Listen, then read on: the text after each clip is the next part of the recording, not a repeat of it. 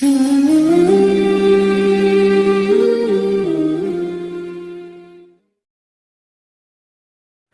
الله الرحمن الرحيم نحمده ونصلي على رسوله الكريم أما بعد قال الله تعالى ما كان محمد أبا أحد من رجالكم ولكن رسول الله وخاتم النبيين دنیا صداقت کو ایسا نہ ملا کوئی دنیا صداقت کو ایسا نہ ملا کوئی بندے تو ملے لیکن آقا نہ ملا کوئی تاریخ جو ڈھونڈی ہے تاریخ محمد کی تاریخ جو ڈھونڈی ہے تاریخ محمد کی تاریخ تو بڑی چیز ہے سایہ نہ ملا کوئی حضرات حکم صاحبان اور سامعین باوقار ہمارا عقیدہ ہے کہ نبوت و رسالت کا سنہرا سلسلہ ابو البشر سیدنا آدم علیہ السلام سے شروع ہو کر سید الکائنات افضل الرسل اور حضرت محمد صلی اللہ علیہ وسلم پر ختم ہو گیا سرکار دو عالم صلی اللہ علیہ وسلم کی اس دنیا میں تشریف آوری کے بعد اللہ تعالی نے نبوت و رسالت کا دروازہ ہمیشہ کے لیے بند فرما دیا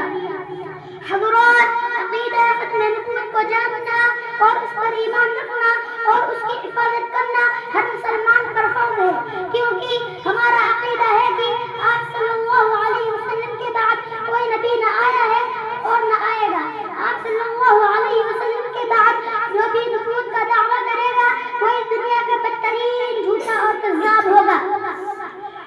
اللہ کے نبی کا ارشاد ہے سيكون في أمتي 30 كذابون كلهم يزعم أنه نبي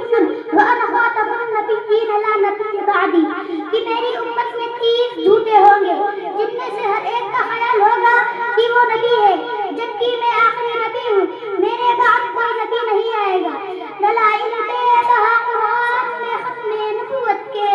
دلائل بے بہا قرآن میں ختم نبوت کے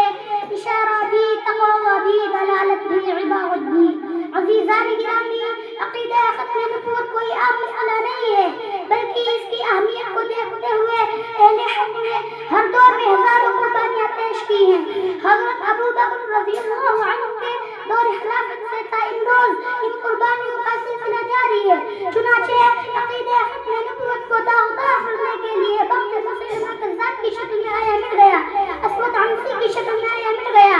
سجاح کی شکل میں آیا مل گیا مغیرہ بن سعید کی شکل میں آیا مل گیا بیان بن سمعان کی شکل میں آیا مل گیا ہاں عقیدہ ختم نبوت کو مجروح کرنے کے لیے صالح بن طوف آیا اسحاق اخرس آیا استاد خراسانی آیا علی بن محمد خادجی آیا حمدان بن عشر قشوطی آیا علی بن فضل یمنی آیا حمیم بن نوار آیا عبدالعزیز واسطی آیا ابو طیب احمد بن حسنین متنبی آیا سب کے سب مل گئے ان کا نام و نشان تک باقی نہ رہا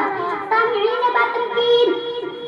موجودہ دور میں عقیدہ ختم نبوت کو مسمار و منہدم کرنے کے لیے قادیانیت شکیلیت اور گوہر شاہی جیسے فتنے جنم لے رہے ہیں ان کو نصب و نابود کرنے کے لیے ہمیں خود کر میدان میں آنا ہوگا اور عقیدہ ختم نبوت کی تحفظ کرنا ہوگا حاضرین مجلس یہ وہ عقیدہ ہے جس کی خاطر حضرت خبیب رضی اللہ عنہ کو ٹکڑے ٹکڑے کر کے شہید کر دیا گیا یہی وہ عقیدہ ہے جس کی حفاظت کرتے ہوئے ابو مسلم خولانی رحمۃ اللہ علیہ کو آگ میں جانا پڑا اس کی اہمیت بیان کرتے ہوئے خاتم المحققین علامہ انور شاہ کشمیری رحمۃ اللہ علیہ فرماتے ہیں کہ گلی کا کتا بھی ہم سے بہتر ہے اگر ہم عقیدہ ختم نبوت کی حفاظت نہ کر سکیں عزیزان